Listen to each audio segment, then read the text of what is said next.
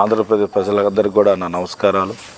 ఈరోజు చాలా బాధ దినమైన రోజు. ఎందుకంటే ఒక పేదవాడు 3 పూట్ల భోంచేయాలి, పేదవాడు లక్షాధికారి కావాలని తపన పడిన జగన్మోహన్ రెడ్డి మీద ఈరోజు రాయి ఇస్తాం. అదేమన్నా కంట మీద కానీ పడి ఉంటే ఎంత డేంజర్ చెప్పండి. అంటే ఒక మనిషిని ఇలా కూడా చేస్తారా?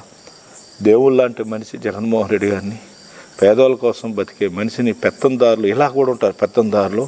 కానీ వాడు ఎంత స్పెషలిస్ట్ చంద్రబాబు నాయుడు టీము ఈరోజు ట్రైనింగ్ ఇచ్చి జగన్మోహన్ రెడ్డిని అంత వెహికల్ అంత దూరం వస్తాడు ఎలా నెక్స్ట్ డేట్లు ఈరోజు ట్రైనింగ్ తీసుకొని ఎంత దూరం ఉన్నా కూడా అటాక్ చేస్తారు.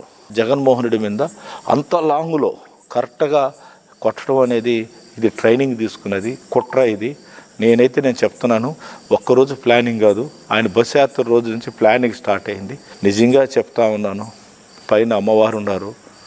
మీరు చేసిన అటువంటి తప్పులు మీ కుటుంబాలు తగులుతాయి. చంద్రబాబు నాయుడు గారు గుర్తుపెట్టుకో, ఇంకా నువ్వు మారవు. నీకు రామారావు నిన్ను పోటు పడటం, ఎంతోమందిని పట్టున పెట్టుకున్నావు. జగన్మోహన్ రెడ్డి కూడా అలా పట్టున పెట్టుకోవాలంటే మేమందరం కూడా ఉన్నాం.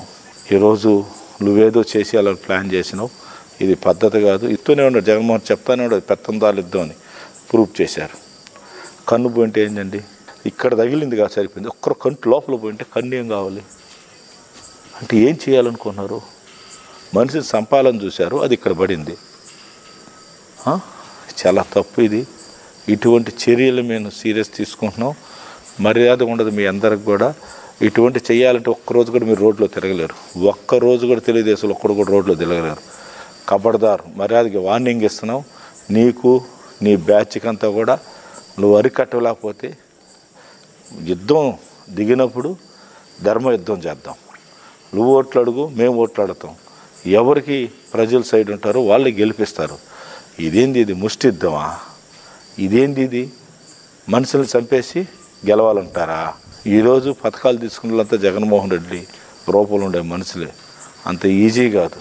జగన్మోహన్ రెడ్డి గారికి ప్రజలందరూ ఆశీర్వాదం ఉన్న రోజులు ఆ భగవంతుడు ప్రజలే కాపాడతారని తెలియజేస్తున్నాను.